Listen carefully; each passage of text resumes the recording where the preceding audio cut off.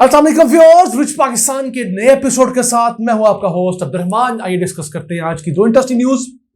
पाकिस्तान ने रिको-डिक gold and copper mine में Saudi investment को इंश्योर करवाने के लिए इमारात देने की मंजूरी दी है, जिसके बाद इस दुनिया की सबसे बड़ी untapped gold and copper mine के अंदर अगर सऊदी इन्वेस्टमेंट आ जाती है तो ना सिर्फ ये माइन बहुत जल्दी डेवलप होगी, बल्कि इसके बाद इसके मुख्तलिफ पैकेजेस, मुख्तलिफ ब्लॉक्स पाकिस्तान ने मजीद खोलने हैं। उससे पाकिस्तान को अरबों डॉलर्स का इजाफी रेवेन्यू हासिल होगा। जो कंपनी फिलहाल रिको-डिक में इन्वेस्ट करना चाहती है वो 600 बिलियन डॉलर्स के असासे रखती है। उसके लिए 8 अरब डॉलर्स इन्वेस्ट करना कोई बड़ी बात नहीं, जो इस माइन को प्रोडक्शन में लाने के लिए जरूरी है। इस अहम खबर को आपसे डिस्कस करेंगे। जबकि आज की दूसरी खबर, रावल डैम, इस्लामाबाद का एक अहम डैम, वहां पर सरकारी सतह पर फिश हैचरी बनाने का फैसला हुआ है ताकि इस्लामाबाद और गिरदरवा के अंदर जो फिश की मुख्तलिफ काइंड्स हैं और उसके अलावा फिश के मुख्तलिफ पॉन्ड्स हैं उनको डेवलप किया जा सके और पाकिस्तान से फिशरीज की एक्सपोर्ट्स बढ़ाई जा सके। इस आम खबर को प्रोग्राम के दूसरे से डिस्कस करेंगे, क्योंकि मुल्क के अंदर डैम्स और बैराजेस फिश की प्रोडक्शन में अहम किरदार अदा करते हैं। आइए चलते हैं सबसे पहले पाकिस्तानी वफाकी काबीना के उस फैसले के तहत जिसमें उन्होंने पेट्रोलियम डिवीजन की समरी के ऊपर सऊदी इन्वेस्टमेंट को पेप्टा रूल से मुस्तस्ना करार दिया है। यानी अगर पाकिस्तान के अंदर सऊदी इन्वेस्टमेंट आती है रिको-डिक के हवाले से, उसे किसी किस्म की ओपन बिडिंग में या इस तरह की मुसाबकत में जाने की जरूरत ही नहीं होगी। डायरेक्टली वो इन्वेस्टमेंट आ सकेगी। और इस इन्वेस्टमेंट का अहम किरदार क्या होगा? सऊदीया की कंपनी जो ये इन्वेस्टमेंट यहां पर करेगी वो ऑलरेडी उस कंपनी के साथ इन कोलिजन है जो कि यहां पर इन्वेस्ट कर रही है बैरिक गोल्ड। बैरिक गोल्ड दुनिया की 10 बड़ी कॉपर एक्सप्लोर करने वाली कंपनियों में से एक है। वो और सऊदी मनारा मिनरल्स मिलकर मुख्तलिफ जगह पर इन्वेस्टमेंट कर रहे हैं। तो उनका ये एक ज्वाइंट वेंचर हो जाएगा जिसमें 3 पार्टनर्स होंगे, पाकिस्तान, सऊदीया और बैरिक गोल्ड। फिलहाल पाकिस्तान और बैरिक गोल्ड का हिस्सा 50-50% है और 8 अरब डॉलर्स जो इस माइन की डेवलपमेंट पर खर्च होने हैं वो भी दोनों मुल्कों ने 50-50% लगाने हैं। अब पाकिस्तान के पास तो पैसे नहीं लगाने के लिए, तो अगर सऊदी अरब इन्वेस्टमेंट के लिए आता है तो तीनों पार्टीज हो सकता है 33% की शेयर होल्डर बन जाए, या कोई एक 34 और बाकी दो 33 की शेयर होल्डर बने। उसके जरिए सऊदीया के इस फंड जो कि सऊदी पब्लिक इन्वेस्टमेंट फंड है उससे इन्वेस्टमेंट लाना मुमकिन हो सकेगा। अब सऊदी अरब का यह फंड 600 बिलियन डॉलर्स के असासे रखता है जो आगे मनारा इन्वेस्टमेंट, मनारा मिनरल्स के अंदर वो दे सकता है। तो इस हिसाब से पाकिस्तान के पास रिको-डिक को डेवलप करने के लिए फंड जरिए हो जाएंगे। याद रहे, हमारे पास खरबों डॉलर्स के असासे तो हैं, मिनरल्स तो हैं, लेकिन उनको निकालने के लिए हमें अरबों डॉलर्स पहले इन्वेस्ट करने होंगे। अब रिको-डिक के 11 ब्लॉक्स हैं, उनमें सिर्फ एक ब्लॉक अभी ऑक्शन हुआ है, 10 ब्लॉक्स अभी रहते हैं।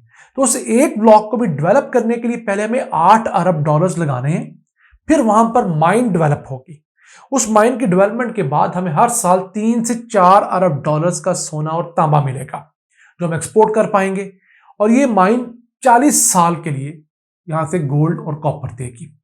तो 40 साल मल्टीप्लाई बाय 4 बिलियन डॉलर सालाना भी कर ले तो 120 बिलियन डॉलर का सिर्फ इस एक ब्लॉक के अंदर सोना और तांबा है। अभी 10 ब्लॉक्स रहते हैं रिको-डिक के, तो 120 के लिए हमारे पास 8 अरब डॉलर्स ही नहीं है। हम 8 अरब डॉलर्स लगाएंगे तो वो 120 अरब डॉलर्स एक ब्लॉक से निकालेंगे।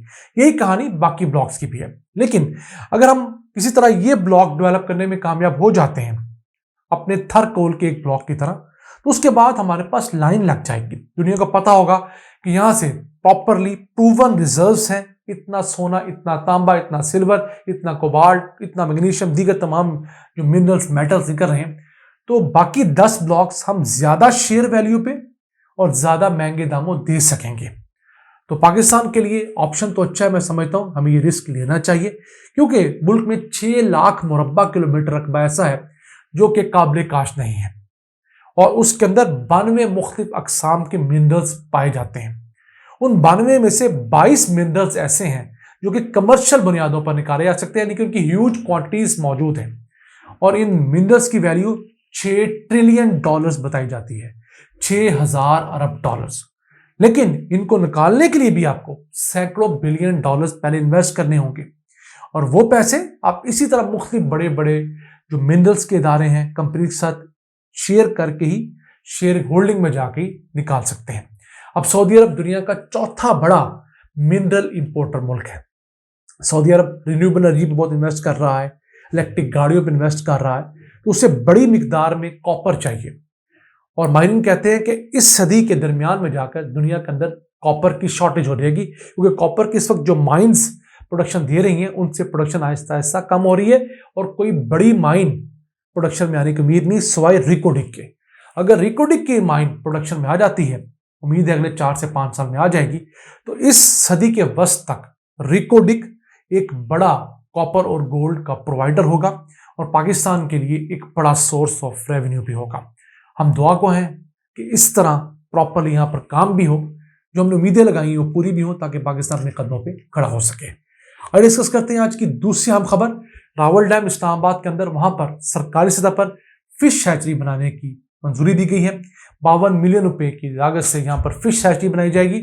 उसके बाद ये फिश यहाँ पर कल्टीवेट करके इसको मुख्तलिफ किस्म के किसानों में भी दिया जा सकेगा। अब पाकिस्तान एक बहुत अहम मुल्क है, दुनिया में फिश का प्रोड्यूसर 28वें नंबर पे है। बदकिस्मती यह है कि हमारे यहाँ फिश की बहुत बड़ी मिकदार में इलीगल हंटिंग होती है। बड़े बड़े ट्रॉलर्स आते हैं और जो जमीन की समंदर की तह से भी छोटी छोटी मछलियां निकाल कर ले जाते हैं। माहिरीन के मुताबिक जो इंडियन ओशियन है उसमें जो पाकिस्तानी हिस्सा है वहां पर कुदरती तौर पर मछलियां बहुत ज्यादा थी, बाकी इलाके से 4 गुना ज्यादा मछलियां यहां पर थी। अब उसमें से 2 वजूहात की वजह से बड़ी मिकदार में कमी वाक़ई हो रही है। एक तो हम अपने यहाँ सारा सीवरेज जो पैदा करते हैं वो समंदर में डंप कर रहे हैं, उस वजह से भी मछलियां हमसे मुतनफर भी हो रही हैं और मर भी रही हैं। दूसरा, इलीगल ये शिपिंग ट्रॉलर्स यहाँ पर बड़ी मिकदार में यहाँ से मछली फिश करके ले जाते हैं, वो 2 से 3 अरब डॉलर्स की बताई जाती है। सैरेट में तो ये बताया गया, लेकिन मेरे ख्याल से ये फिगर्स बहुत एग्जैजरेटेड है, इतनी बड़ी तादाद हो नहीं सकती। पाकिस्तान पूरे की फिश और फिश की प्रोडक्शन की जो एक्सपोर्ट है वो मुश्किल 500 मिलियन डॉलर से कम की है, तो इससे कुछ 6-8 गुना ज्यादा तो स्मगलिंग नहीं होती होगी, लेकिन कम से कम $1 बिलियन की मजमूई तौर पर पाकिस्तान में अभी भी फिश, श्रिम्प और दीगर सी फूड की चीजें पकड़ी जाती हैं। उसमें से आधी लीगल चैनल से हैं और आधी यहां से या तो ब्लैक मार्केट में चली जाती है, या यहां से जो हमारी मुख्तलिफ शिप्स हैं, यॉट्स हैं, वो ईरान जाकर उसको बेच देते हैं और वहां से दुनिया भर में फरोख्त होती हैं। हम दुनिया में 28वें बड़े फिश प्रोड्यूसर हैं, लेकिन 50वें नंबर पर आते हैं हम फिश के एक्सपोर्ट्स में, यानी 2 गुना कम हम लोग अपनी रैंकिंग से फिश के एक्सपोर्ट कर पाते हैं।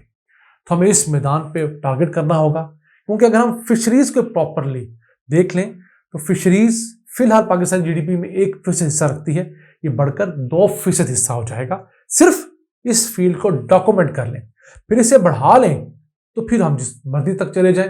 पाकिस्तान में इस वक्त सिर्फ 29 फिश प्रोसेसिंग यूनिट्स हैं, 29 फैक्ट्रियां ऐसी हैं जहां पर फिश प्रोसेस की जाती है 24-25 करोड़ के मुल्क में।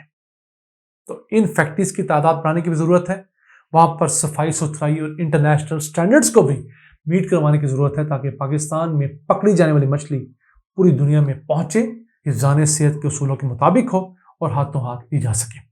आज ये था आज का एपिसोड। अपने मेजबान अब्दुर्रहमान को इजाजत दीजिए। अल्लाह निगहबान।